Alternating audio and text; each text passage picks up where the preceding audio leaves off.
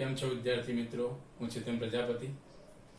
આજે આપણે સમાંતર શ્રેણીમાં બીજા થોડા પ્રશ્નો લઈએ, ઉદાહરણ. તો સૌપ્રથમ આપણે રકમ તરફ ધ્યાન આપીએ. ઉદાહરણ 7 છે ધોરણ 10 માં કે 2 અંકની કેટલી સંખ્યાઓ 3 વડે વિભાજ્ય હશે? 3 વડે ભાગી શકાય તેવી 2 અંકની સંખ્યાઓ કેટલી હશે? આ પ્રશ્નનું સોલ્યુશન આપણે સમાંતર શ્રેણી પ્રમાણે લાવવાનું છે. સૌપ્રથમ તો તમે બધા સૂત્રો જાણો જ છો, છતાં આપણે એક સૂત્ર હું ફરીથી લખું છું. an બરાબર a plus n minus 1 into d. આ સૂત્ર આપણે સમજ્યા લાસ્ટ લેક્ચરમાં. an એટલે nમું પદ, a એટલે પ્રથમ પદ, n એટલે પદની સંખ્યા અને d એટલે ડિફરન્ટ, બે પદ વચ્ચેનો તફાવત. આ એક સૂત્ર છે. આ સૂત્રનો ઉપયોગ દ્વારા આપણે આ પ્રશ્નનું સોલ્યુશન લાવી દઈએ. હવે 3 વડે વિભાજ્ય હોય તેવી 2 અંકની સંખ્યા. 3 વડે વિભાજ્ય સંખ્યાઓ તો આપણે બધા જાણીએ છીએ. 3 આવે, 6 આવે, 9 આવે, 12 આવે. 3 નો ઘડિયો બોલો એટલે તરત તમને ખ્યાલ આવે. તો 3, 3 દુ 6, 3 તરી 9, 3 ચોક 12. તો 2 અંકની સંખ્યા નાનામાં નાની હોય તેવી સંખ્યા તમે જાણો છો 12 મળી શકે. 3 ચોક 12 એટલે 12 મળે. પછી 3 3 પ્લસ કરવા પડે. 3 ચોક 12, 3 પંચા 15, 3 છક 18, 3 સત્તા 21. આ પ્રમાણે સિરીઝ મળી શકે. પરંતુ અહીં છેલ્લી સંખ્યા કઈ આવે? તો ફક્ત 2 અંકની સંખ્યાઓમાં મોટામાં મોટી સંખ્યા કઈ છે મિત્રો? 99 છે, તમે જાણી શકો છો. બરાબર. 100 એ 3 અંકની સંખ્યા થઈ જાય. તો 99 ને 3 વડે ભાગી શકાય છે. તો હા, 33 ગુણ્યા 3 એટલે 99. 33 તરી 99. માટે છેલ્લી મોટામાં મોટી સંખ્યા કઈ આવશે? 99. તો અહીં આપણને એક શ્રેણી મળી ગઈ. 12, 15, 18, 21, 99. આ સિરીઝ મળી ગઈ. હવે પ્રશ્ન છે 2 અંકની કેટલી સંખ્યાઓ 3 વડે વિભાજ્ય હશે? તો આ સંખ્યાઓ કેટલી હશે તે આપણે જાણવું છે. તો સૌપ્રથમ આપણે સમાંતર શ્રેણી દ્વારાની માહિતી મેળવીશું. તો અહીં a એટલે પ્રથમ પદની વેલ્યુ આપેલી છે 12. d એટલે તફાવત જાણો છો, 15 ઓછા 12 એટલે 3 આવશે. n એટલે પદની સંખ્યા જે આપણે શોધવાની છે, કેટલા પદ છે, કેટલી સંખ્યાઓ વિભાજ્ય કરી શકાય, 2 અંકની કેટલી સંખ્યાઓ. બરાબર. માટે n ની વેલ્યુ શોધવાની છે. n એટલે nમું પદ, જેને આપણે છેલ્લું પદ પણ કહી શકીએ. એટલે n ની વેલ્યુ આપણને મળશે 99. n ની વેલ્યુ 99 મળી. તો તમામ માહિતી આપણને મળી ગઈ. હવે આપણે કિંમત મૂકવાની છે સૂત્રમાં. ચલો, n ની જગ્યાએ આપણે કેટલા મૂકી શકીશું? 99 મૂકીશું. a એટલે પ્રથમ પદ કેટલો આપેલો છે? 12. એ આપણે મૂકી શકીએ. પ્લસ તો પ્લસ, n માઇનસ 1 શોધવાના છે. d એટલે તફાવત, જે તફાવત આપેલો છે એ 3 છે. 3 લખી દીધા આપણે. હવે આપણે આનું સાદુરૂપ આપીશું. 99 એમને એમ બરાબર 12 પ્લસ આ કૌંસ રિમૂવ કરી શકો એટલે 3n માઇનસ 3 1 3. આ પ્રમાણે સાદુરૂપ આપી શકો તમે. ચાલો, 99 બરાબર 12 પ્લસ અહીં સાદુરૂપ આપી શકીએ. હજી આપણે 12 માંથી 3 જાય એટલે 9 આવશે. પ્લસ 3n આ પ્રમાણે મળી શકે.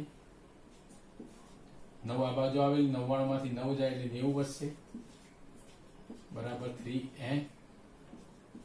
માટે n ની વેલ્યુ શોધવી છે તો 90 ભાગ્યા 3 કરવા પડે એટલે n ની વેલ્યુ મળે. સાદુરૂપ આપતા n ની વેલ્યુ 30 મળે. માટે n બરાબર 30 તરી 90. 30 તરી 90. બરાબર. તો આ પ્રમાણે તમે ગણી શકો. એટલે આપણે કોઈ પણ પ્રશ્નનો જવાબ લાવવો હોય તો આ પ્રમાણે આપણે લાવી શકીએ. એટલે આ સૂત્ર ખૂબ જ મહત્વનું છે. ચલો, આ પ્રશ્નનો જવાબ તમારે ટૂંકમાં લાવવો છે. શોર્ટ ટ્રિક્સ, તો અહીં શોર્ટ ટ્રિક્સ પણ આપણે સાથે સાથે સમજી લઈએ.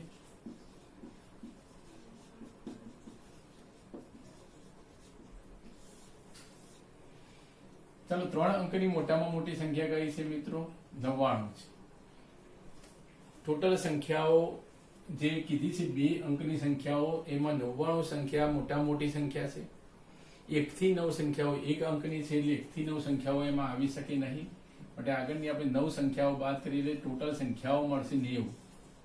આ 90 સંખ્યાઓમાં 3 વડે વિભાજ્ય હોય તેવી સંખ્યાઓ કેટલી? તો 3 વડે આપણે આને ભાગવાના છે. તો 90 ભાગ્યા 3 કરો, 30 તરી 90.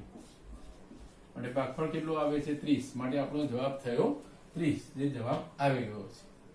સ્પર્ધાત્મક પરીક્ષાઓમાં આ પ્રમાણે તમે શોર્ટ ટ્રીકથી ગણી શકો છો. હવે આપણે બીજા પ્રશ્નો પણ જે ઉદાહરણ છે તે સાથે સાથે લઈ લઈએ.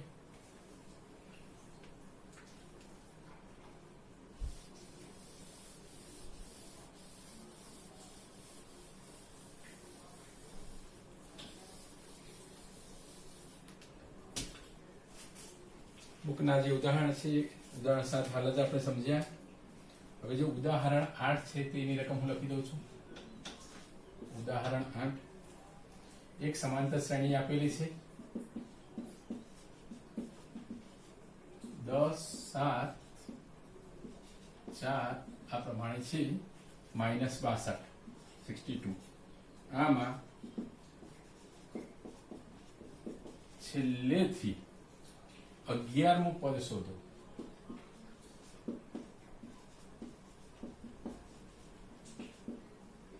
આ પ્રશ્ન બુકનો છે, ઉદાહરણ છે, ઉદાહરણ 8 છે. બરાબર, એ પણ આપણે સાથે સાથે સમજી લઈએ. સૌ પ્રથમ આપણે રકમ તરફ જોઈએ. તો એક સિરીઝ આપેલી છે 10 છે, 7 છે, 4 છે, તે પ્રમાણે -62 છેલ્લું પદ છે. તો છેલ્લેથી 11મું પદ આપણે શોધવું છે. તો એ તમે નિરીક્ષણ કરી શકો છો. જે શ્રેણી આપેલી છે તેમાં ઘટાડો થાય છે, શ્રેણીમાં ઘટાડો થાય છે, તમે જોઈ શકો છો. હવે આ જ શ્રેણીને આપણે ઉલટાવી દઈએ, એટલે છેલ્લું પદ છે તે પહેલું પદ લખીએ, પહેલું પદ છે છેલ્લું પદ લખીએ. તો આ પ્રમાણે લખી શકાય. પહેલું પદ કયું આવશે? -62. પછી તે પ્રમાણે 4 આવે, 7 આવે, 10 આવે. તો આ પ્રમાણે સિરીઝ આગળ વધે છે, તમે જોઈ શકો છો. તો આ સિરીઝમાં આપણે છેલ્લેથી જે 11મું પદ શોધવાનું હતું, હવે શરૂઆતથી આપણે 11મું પદ શોધીશું અને આ સૂત્રનો ઉપયોગ કરીશું. આ રીતે એકદમ સરળ પડશે તમને. તો અહીં a ની વેલ્યુ કેટલી મળશે? a એટલે પ્રથમ પદ જે -62 છે. બરાબર. d એટલે તફાવત પણ તમે શોધી શકો છો. d એટલે તફાવત. તફાવતમાં હંમેશા તમે જોઈ શકો છો ગમે તે છે પદ હોય એના, જેમ કે 7 ઓછા 4 કરવાના છે, 4 ઓછા 7 નથી કરવાના, કે આપણે ઉલટાવી દીધું છે. શરૂઆતમાં સિરીઝમાં ઘટાડો થતો હતો, એટલે હવે આપણે એ સિરીઝને ઉલટાવી દીધી છે. તો એ 7 ઓછા 4 કરવાના, માટે 3 મળે. અથવા 10 ઓછા 7 પણ કરી શકો તો પણ 3 મળે. બરાબર. એટલે ધન તફાવત મળે છે. સિરીઝને ઉલટાવવાથી વધારો થાય છે, માટે ધન તફાવત મળે. આ બંને કિંમતો આપણે આ જે સૂત્ર આપેલું છે એમાં મૂકવાની છે. an એટલે કયું પદ શોધવાનું છે? 11મું પદ શોધવાનું છે. માટે a 11, એમની જગ્યાએ 11 લઈશું. અહીંયા આપણે n બરાબર 11 મળે.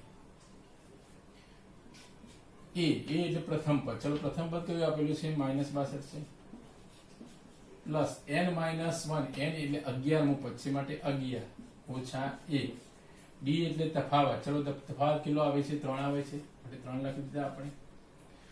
તો આ પ્રમાણે અંદર કિંમતો યોગ્ય રીતે મૂકી દેવાની છે. હવે આનું સાદુરૂપ આપીશું આપણે. -62 પ્લસ 11 ઓછા એટલે 10, 10 ગુણ્યા 3 એટલે 30 થશે.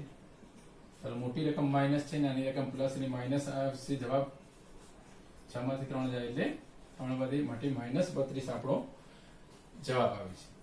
તો આ પ્રમાણે તમે ગણી શકો. એટલે છેલ્લેથી ગમે તે પદમાં આવ્યું હોય, 11મું પદ હોય, 25મું પદ હોય, તો મેથડ યાદ રાખવાની છે.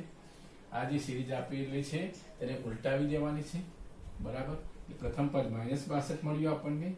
અહીં તફાવત 7 ઓછા 4 કરવાના છે, એટલે 3 મળે, અથવા 10 ઓછા 7 એટલે 3 જ મળે. સિરીઝ વધે છે માટે. તો આ પ્રમાણે ગણી શકાય. હજી એક ઉદાહરણ આપણે લઈએ.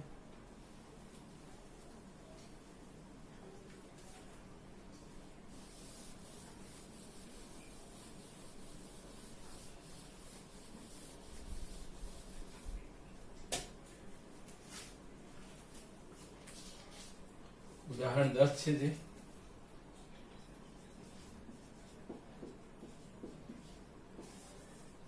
જે રકમ છે, ફૂલોની એક ક્યારી છે. ફૂલોની ક્યારી ફૂલો ગોઠવેલા છે, ક્યારી છે. પ્રથમ હારમાં 23 ગુલાબના છોડ છે, એની પછીની હારમાં 21 ગુલાબના છોડ છે, અને ત્રીજી હારમાં 19 ગુલાબના છોડ છે. તે પ્રમાણે ગુલાબના છોડ ઘટતા જાય છે. છેલ્લી હારમાં 5 ગુલાબના છોડ છે, તો કુલ હાર કેટલી હશે? બરાબર. એટલે કે આપણે એની વેલ્યુ શોધવાની છે. રકમ સમજીએ. જે ફૂલોની એક ક્યારી છે, પ્રથમ હારમાં 23 ગુલાબના છોડ છે, એટલે પ્રથમ પદ 23 આવે. એના પછીની ગુલાબની હાર જે છે એમાં બીજી હારમાં 21 ગુલાબના છોડ છે, ત્રીજી હારમાં 19 ગુલાબના છોડ છે. આ રકમ છે. બરાબર. છેલ્લી હારમાં 5 ગુલાબના છોડ છે, તો કુલ કેટલી હાર હશે? આવો એક પ્રશ્ન થયો. પ્રથમ હારમાં 23 ગુલાબના છોડ, પછી 21, પછી 19, એમ છેલ્લી જે હાર છે તેમાં 5 ગુલાબના છોડ છે, તો કુલ હાર કેટલી હશે તે શોધવાનું છે. તો અહીં પણ આપણે n ની વેલ્યુ શોધવાની છે. ચલો an એટલે છેલ્લું પદ જે અહીં આપેલું છે 5 મળી શકે આપણને. an ની વેલ્યુ મળી. a એટલે પ્રથમ પદ જે અહીં આપેલું છે 23.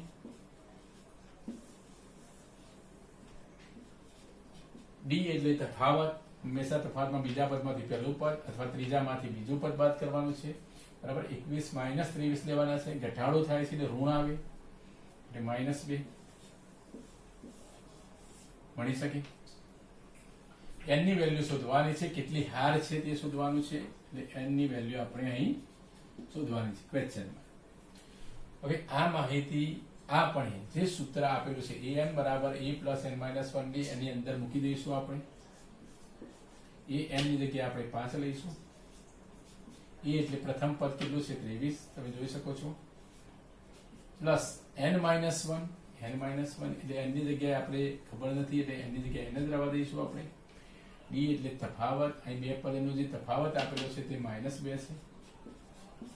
આ રીતે યોગ્ય રીતે કિંમતો મૂકવાની છે. હવે સાદુરૂપ આપવાનું, એટલે આપણું કામ તમામ. ચાલો કૌંસ છોડીશું. આ -2 છે, આ n છે, પ્લસ માઇનસ માઇનસ, આ પ્લસ છે, આ માઇનસ, ને -2n થશે. આ માઇનસ છે, આ માઇનસ, માઇનસ માઇનસ પ્લસ, 2 ગુણ્યા 1 એટલે 2 થશે. 23 અને આ 2 પ્લસ છે, 23 ને 2 25, -2n. -2n ને આપણે ડાબી તરફ લાવીશું એટલે પ્લસ 2n થઈ જશે. પછી સેમના એમ 5 જમણી બાજુ જાય એટલે માઇનસ થાય. માટે 2n ની વેલ્યુ મળી 20, માટે n ની વેલ્યુ તમને મળે 10. એટલે ગુલાબની હાર કેટલી હશે? તો ગુલાબની હાર 10 હશે. તો આ પ્રમાણે તમે ગણી શકો. કોઈ પણ પ્રશ્નનો જવાબ તમે સરળતાથી લાવી શકો. પ્રશ્નને સમજવાનો છે, કઈ વસ્તુ શું શોધવાની છે એ શોધી શકો એટલે મળી જાય તમને. હજી આપણે એક પ્રશ્ન સમજીએ.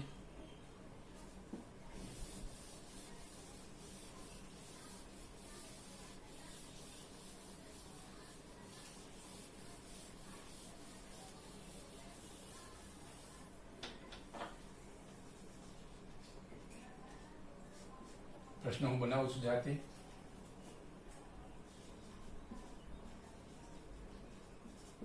બે અંકની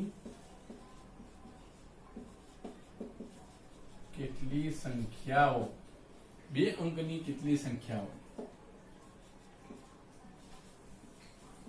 6 વડે નિશેષ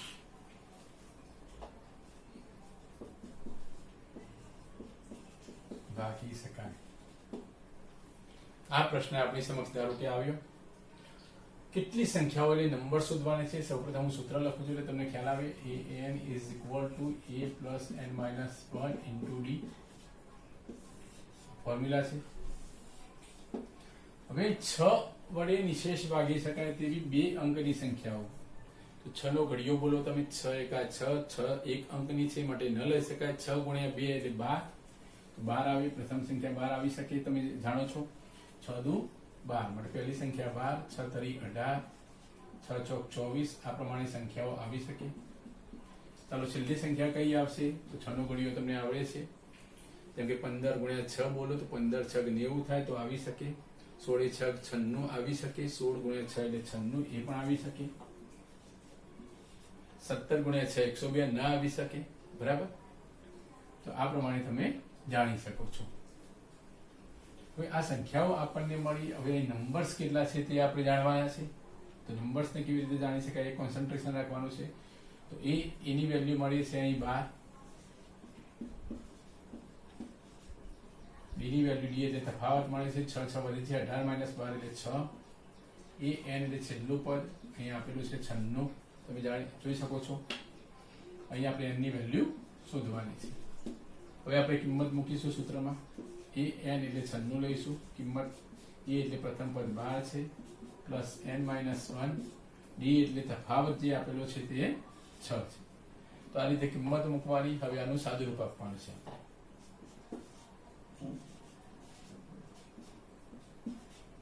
તો હું છોડી શકું 6n - 6,